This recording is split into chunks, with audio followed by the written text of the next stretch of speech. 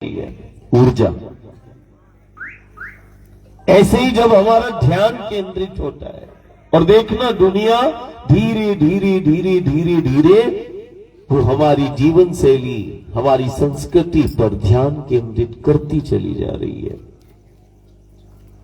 इस भीषण संक्रमण आपदा के दौर में सारी दुनिया एक संस्कृति पर पूर्णता धीरे धीरे ध्यान केंद्रित कर रही है।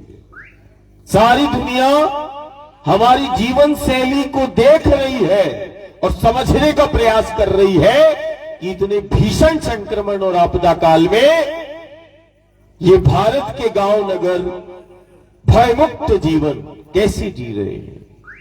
इतने भीषण संक्रमण काल आपदा में इन गांव नगर में कौन सी शक्तियां हैं जो इतने भीषण आपदा संक्रमण काल में भय मुक्त जीवन इनको दे रही है। हमारे जीवन को देख रही है, हमारी व्यवस्था को देख रही है, हमारी जीवन शैली को वो धीरे धीरे देख रही है, हमारी संस्कृति को देख रही है, हमारे धर्म को देख रही है जो सनातन है, हमारी वो संस्कृति को देख रही है, हमारी जीवन शैली को वो दुनिया देखती चली आ रही धीरे धीरे और समझने का प्रयास कर रही है कि इस भारत के गांव नगर में वो कौन सी चीज है, कौन सी शक्तियां हैं और इनके जीवन का ढंग क्या है जो इतनी आपदा और संक्रमण काल में जब दुनिया भयभीत है, दुनिया पूरी दहशत में है, भयभीत है, जब दुनिया उस समय पर भारत के गांव नगर जो है भय मुक्त जीवन जी रहे हैं। इतने भीषण संक्रमण काल वो दुनिया हमें देख रही है और खोज भी रही है क्या है इसके पास, इन गांव नगर में कौन सी शक्तियां हैं और इनके जीवन का ढंग क्या है, ये किससे जुड़कर जीवन को जी रहे हैं जो भय मुक्त जीवन प्रदान करती है। किससे जुड़कर हम जीने की बात ये भारत के गांव नगर करते हैं, किससे जुड़कर इनका जीवन भयमुक्त है, किससे जुड़कर ये कभी सिर्फ घर और समाज को नहीं चलाते, इतिहास साक्षी है, युग साक्षी है, विश्व का संचालन किया है। ये वही देवधरा है जो विश्व का संचालन करती है। और देखो हमारे पास शक्तियां हैं जो हम युग साक्षी है, सदी साक्षी है, जिन शक्तियों से जुड़कर हमने जीना सीखा और हमने नहीं, हम उसी गुरु गोविंद की, रामकृष्ण की आराधना करते हैं जिसके लिए उसका अवतार होता है और उन्हीं शक्तियों से जुड़कर और उन्हीं शक्तियों के द्वार पर वो लीला करता है और लीला करके वो बोध कराता है। ये मेरे प्रभु की लीला है, मेरे राम की लीला है, मेरे कृष्ण की लीला है। और जब जब परमात्मा ईश्वर लीला करता है तो परमात्मा ईश्वर की लीला वो बोध कराती है। रामकृष्ण की लीला मुझे जीना सिखाती है और रामकृष्ण की लीला ने दुनिया को उन आधार शक्तियों का परिचय कराया। वो गुरु गोविंद की लीला हर युग सदी में हुई है और आधार शक्तियों का बोध कराती है। गुरु गोविंद की लीला मुझे जीना सिखाती है, गुरु गोविंद की लीला मुझे आत्मनिर्भर बनाती है। गुरु गोविंद की लीला ने समाज की एकता अखंडता का सूत्रपात कर दिया। गुरु गोविंद की लीला वसुधैव कुटुंबकम, ये विश्व हमारा परिवार है, जाति पाति का भेद मिटा दिया और सारे सकल समाज को एक कर दिया। वो मेरे गुरु गोविंद की लीला है, बता दिया। हम उसी प्रभु राम का चिंतन करते हैं और हम बोलते भी हैं, वन में रहकर बने हैं राम और मर्यादा पुरुषोत्तम कहलाए हैं राम। वन में रहकर, महलों में रहकर जीना नहीं सिखाया मेरे राम ने, वनों में रहकर जीना सिखाया और वन में रहकर बने हैं राम और मर्यादा पुरुषोत्तम कहलाए हैं राम। वनों की समर्थता को बताया। वन में रहकर खुद को वनवासी बताते हैं, वही तो मेरे राम कहलाते हैं। वन में रहकर खुद को वनवासी बता दिया। कभी वो कामदगिरी से प्रार्थना करते हैं और उन पहाड़ों में छिपी हुई शक्तियों का बोध कराते हैं और पहाड़ों का मान करते हैं, वही तो है मेरे राम। गंगा और सरयू को मान देने वाले वही तो है मेरे राम। द्वापर में आते हैं तो गोवर्धन को अपना स्वरूप बताते हैं, पहाड़ों से जुड़कर वो जीना सिखाते हैं, वही तो है मेरे राम। जो पेड़ पहाड़ों से जुड़कर जीना सिखा दिया और इन पेड़ पहाड़ों में छिपी हुई शक्ति को बता दिया और इन पेड़ पहाड़ों को अपना स्वरूप बता दिया।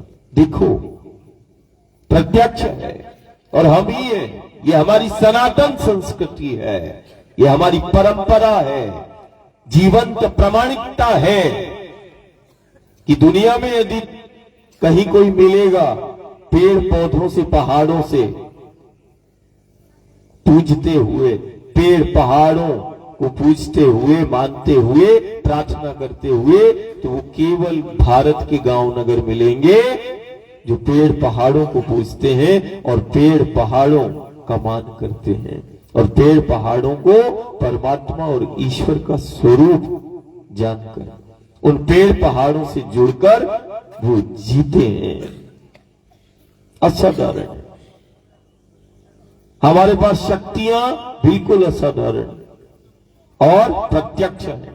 देखो गंगा, यमुना, गोदावरी, कावेरी, ये नदियां, ये शक्तियां प्रत्यक्ष हैं और अभी दुनिया में हमारी जाति अलग हो सकती है, भाषा अलग हो सकती है, लेकिन मां के प्रति, शक्ति के प्रति वो भाव हमारा एक है। जातियां अलग हो सकती हैं, लेकिन हमारी माटी एक है। हम तो माटी को मां कहते हैं, धरती को मां कहते हैं। धरती को पूजने वाले हम ही हैं दुनिया में और ये धरती, ये माटी को मां कहने वाले ही हम हैं। हम तो माटी से जुड़ के जीने की बात करते हैं, ये हमारी संस्कृति है।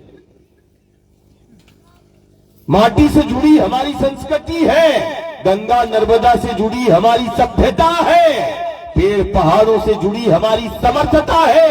देख विंध्याचल है, देख सतपुड़ा है, देख हिमालय है, देख कामदगिरी है, गोवर्धन है, देखो गिरनार को और देखो अमरकंटक को। दुनिया का असाधारण बल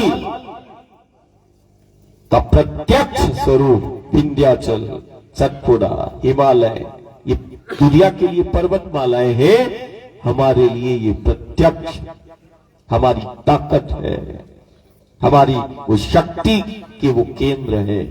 ये वो बल है जिस बल से हमने दुनिया पे राज किया है। बोले कौन सा है? बोले विंध्याचल है, हिमालय है। देखो विंध्याचल की गोद में, देखो हिमालय की गोद में छिपा मेरा वो शंकर है, छिपा मेरा वो महादेव है, छिपा मेरा वो देव है। देखो विंध्याचल को, देखो सतपुड़ा को, देखो हिमालय को, देखो गिरनार में छिपा वो अविनाशी है, गिरनारी है, घट घट का वासी है। देखो गिरनार में छिपा,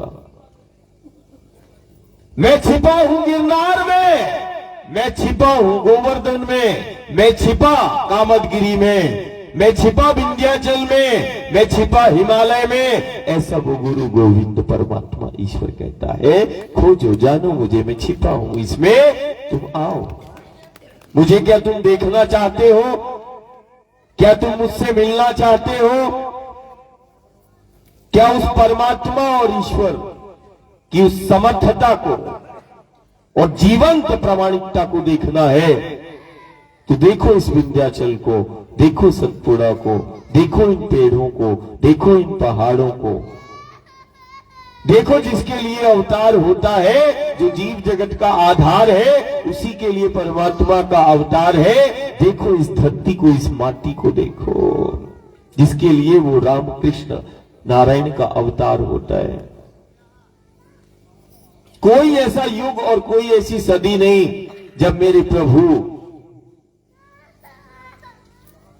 परमात्मा ईश्वर, जब वो इस आता है और इस माटी का वो मान करता है। हर युग सदी में माटी से जुड़कर जीता है और माटी का मान करता है और माटी के उस महत्व को बताता है। हम उसी प्रभु राम का चिंतन करते हैं जो 14 वर्ष तक अपनी मातृभूमि अयोध्या की माटी का मान करने वाला है मेरा राम। फिर इसके बाद देखना, द्वापर में तो बिल्कुल ही स्पष्ट कर दिया। नंद बाबा के गांव में माखन खाने वाले ने और माखन लीला करने वाले ने यमुना के तट की मिट्टी को खा लिया एक दिन, और मिट्टी को खाकर यशोदा के कहने पर बोला, यशोदा मैया बोलती मुख खोलो, तो लल्ला ने मुख खोला तो ब्रह्मांड दिखा दिया। मुख में माटी को रखकर लीला करता है यमुना के तट पर और सारी दुनिया को बताता है। अरे माखन खाने वाले को क्या सूझी माटी खाने की, आज यमुना के तट की मिट्टी को खा लिया माखन मिश्री खाने वाले ने। यदि लीला की है तो वो लीला हमें बोध कराती है और बिल्कुल स्पष्ट लीला है 5000 वर्ष पहले। मुख में माटी को रखकर यशोदा को ब्रह्मांड दिखाते हैं। मेरा ठाकुर, मेरा परमात्मा, मेरा ईश्वर मुझे क्या समझाते हैं, दुनिया को क्या समझाते हैं? सीधा स्पष्ट संदेश। मुख में माटी को रखकर माटी के एक कण में छिपे उस ब्रह्मांड को बता दिया। मुख में माटी को रखकर माटी के एक कण की जीवंतता को बता दिया। माटी का एक एक कण जीवंत है, चैतन्य है। माटी के एक कण में छिपा वो ब्रह्मांड है। मुख में माटी को रखकर माटी की महिमा, माटी के महत्व को बताता है। माटी हमारा अस्तित्व है, ये सारे जगत को बताता है। ये कृष्ण चरित्र है, ये है कृष्ण चरित्र। माटी से प्रेम करता है, माटी का मान करता है, माटी की महिमा, माटी के महत्व को बताता है। माटी हमारा अस्तित्व है, सारे जगत को बताता है। इसी माटी, इसी धरा के लिए वो अवतार लेता है और इसी धरा पर वो लीला करके गांव नगर को इसी माटी से जोड़ता है और जाति पाति का भेद मिटाता है। वही है कृष्ण, वही है राम। देखो, फिर हमें फिर शक्ति मिली। वो गौ के रूप में, वो गौओं के संग चलता है, वनों में विचरण करता है। गौओं के संग चलकर वो गांव को उसने बता दिया कि गांव का आधार ही गौओं से है, या गौ से बना वो गांव है। गौ से बना वो गांव है, बिना गौ के वो गांव नहीं, फिर वो कौआ है। सिर्फ आवाजें आएंगी कई प्रकार की। जिस गांव में गाय ही नहीं है, गौ सेवा ही नहीं है जिस घर गांव में, कारण गांव का आधार ही गौ है। गौ से बना ही वो गांव है। गांव की उत्पत्ति या गांव की स्थापना वो गौओं के द्वारा है, संस्थापक है वो, हम ये कह सकते हैं। बिना गौ, और उसने देखो बता दिया गुरु गोविंद ने कि गौओं के संग चलकर उसने जीना सिखा दिया। गौ की महिमा और महत्व को बताता है।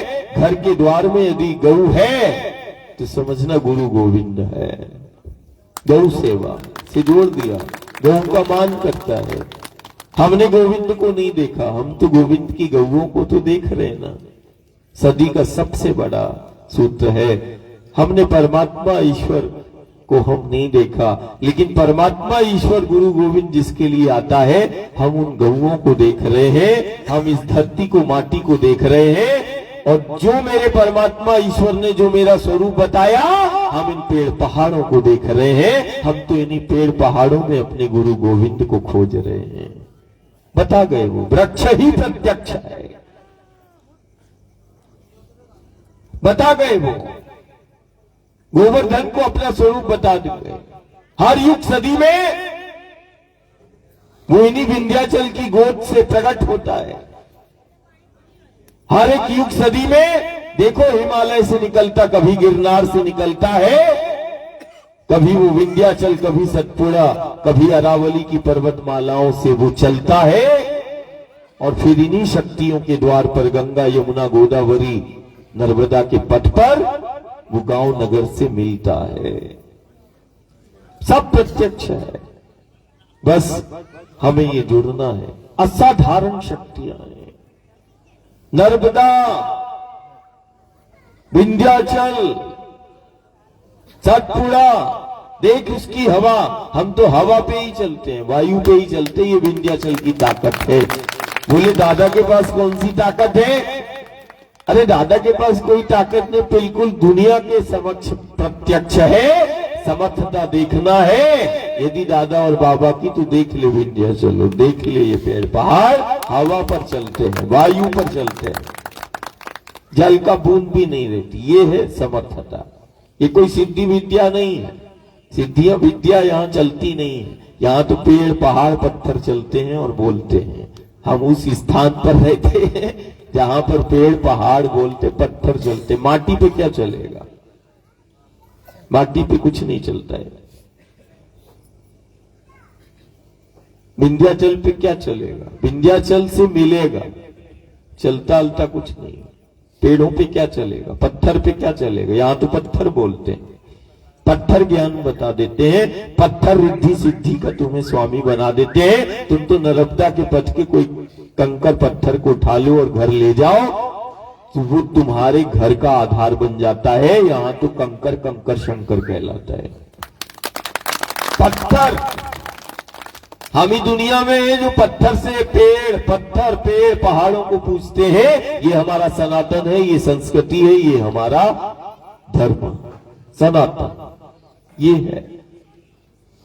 हम तो पत्थरों में देख लेते हैं, पत्थर बोध करा देते हैं परमात्मा का, ईश्वर का, ज्ञान का, भक्ति का, शक्ति का, रिद्धियों का, सिद्धियों का। पत्थर, यहां तो पत्थर उपहार और उपचार दे देते हैं।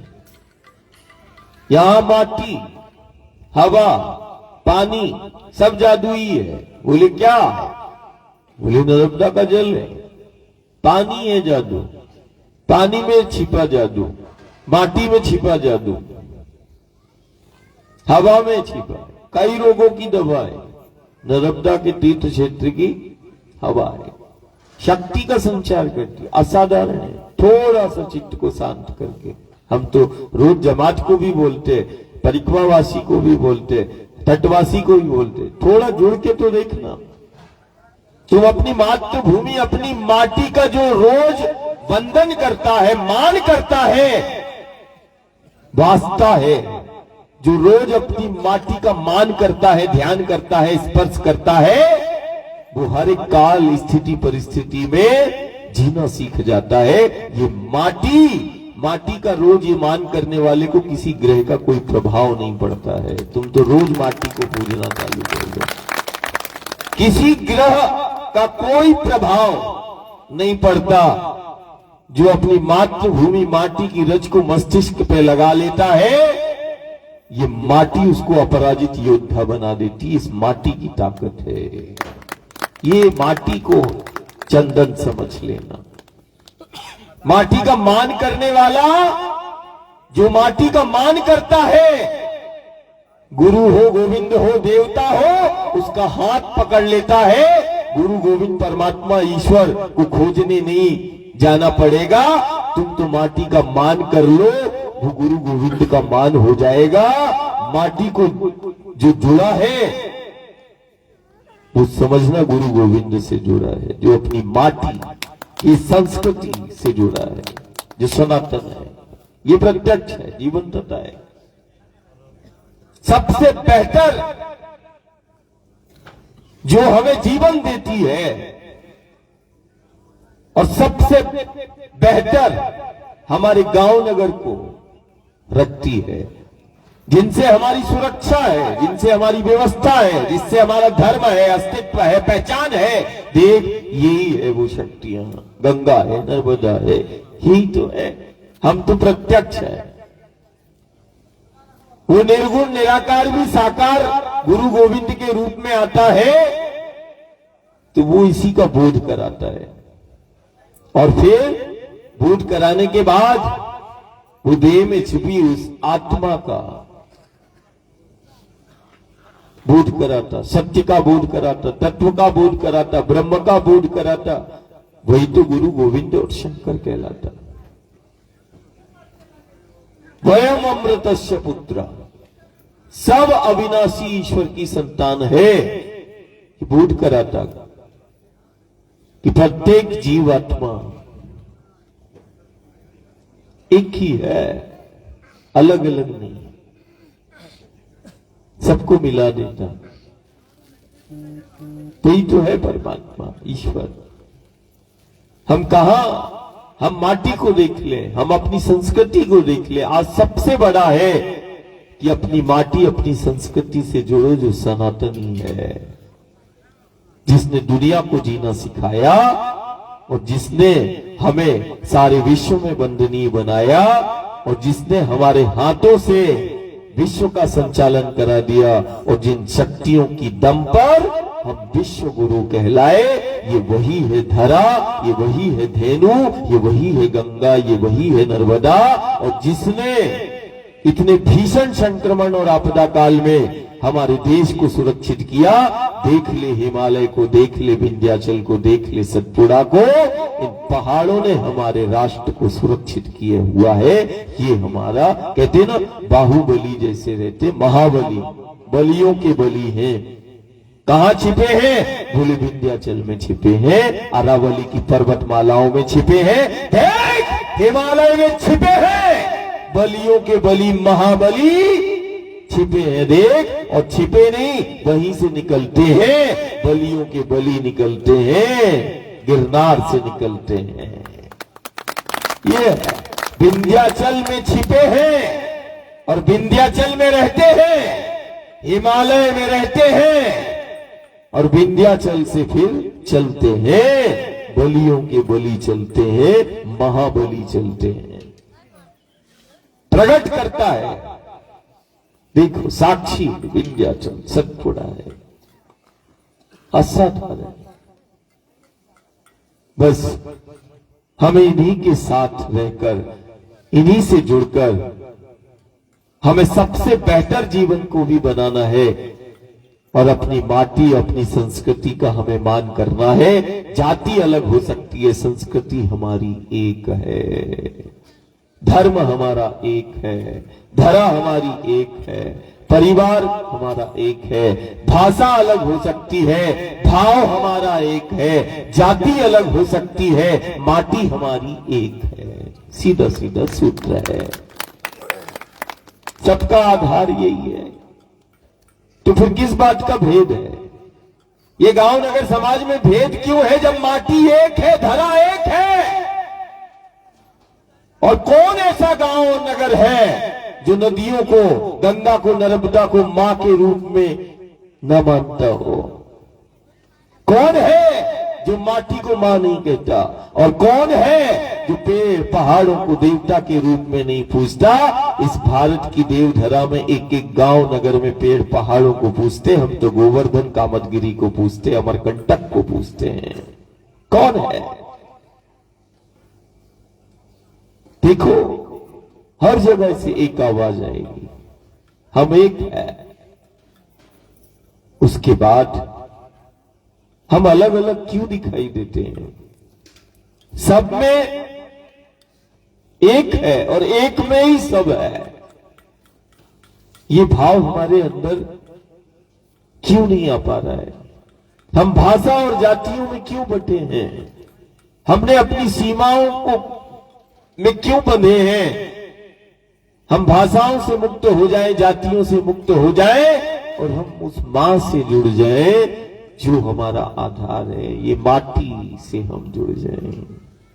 कोई ऐसा दुनिया में नहीं मिलेगा जो ये बोल दे कि नहीं, बिन माटी के हमारे घर और गांव का अस्तित्व है। संभव ही नहीं है। कोई ऐसा नहीं है दुनिया के अंदर जो इस भारत की सनातन संस्कृति को चुनौती दे दे। आज सारी दुनिया हमारी संस्कृति और हमारी जीवन शैली को देख ही नहीं रही, खोज भी रही है और शोध भी कर रही है और आने वाले समय में ये वही संस्कृति होगी जो सारे विश्व में जो है वो बिना कहे अपनाएगी, ये सारी दुनिया अपनाएगी। यदि उसको सुरक्षित रहना है तो जो हमारी जीवन शैली है, जो हमारे जीने का ढंग है, वो सारी दुनिया फिर अपनाएगी। एक ऐसा भी समय आएगा, निश्चित आएगा, और वो समय वो ऐसा रहेगा कि एक परिवार, एक धरा, एक धर्म, एक संस्कृति का सूत्रपात इन्हीं नर्मदा के पथ, गंगा गोदावरी के पथ से कल भी हुए और आज भी हुए। बस ही प्रार्थना हम रोज करते हैं, स्वयं से भी करते हैं, समाज से भी करते हैं। रोज ही हम बोलते हैं कि नहीं, खुद इसको आत्मसात करना है। तुमने यदि चार को भी यदि जीवन में बदलाव ला दिया और तुम साथ में चल पाए तो समझना कि दादा बाबा की सेवा हो गई। जिस दिन तुम गांव के साथ बैठने लगे और जिस दिन तुम गांव और घर परिवारों के साथ चलने लगे, समझना तुम गुरु गोविंद के साथ चल रहे हो और गुरु गोविंद तुम्हारे साथ चल रहा है, दादा साथ में चल रहा है, बाबा साथ में चल रहा है।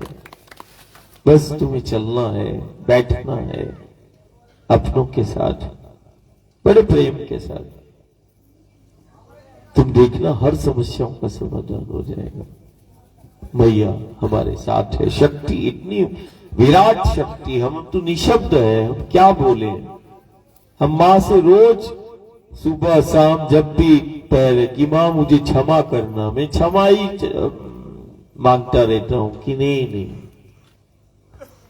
मुझे क्षमा करना। जो तूने मुझे दिखाया है मैं उसको या फिर दिखा नहीं पा रहा या फिर वो देख नहीं पा रहा, दोनों में से कोई एक बात होगी। या फिर तू नहीं देख पा रहा है या मैं दिखा नहीं पा रहा, तो मैं तो उसको लिख के ही चल रहा हूं कि नहीं कोई तो देख ले गांव नगर में कि देखो ये माँ के संग का जीवन कितना विराट, कितना आनंदित, कितना सामर्थ्य है, असाधारण है। देखो कैसी मैया मिली है।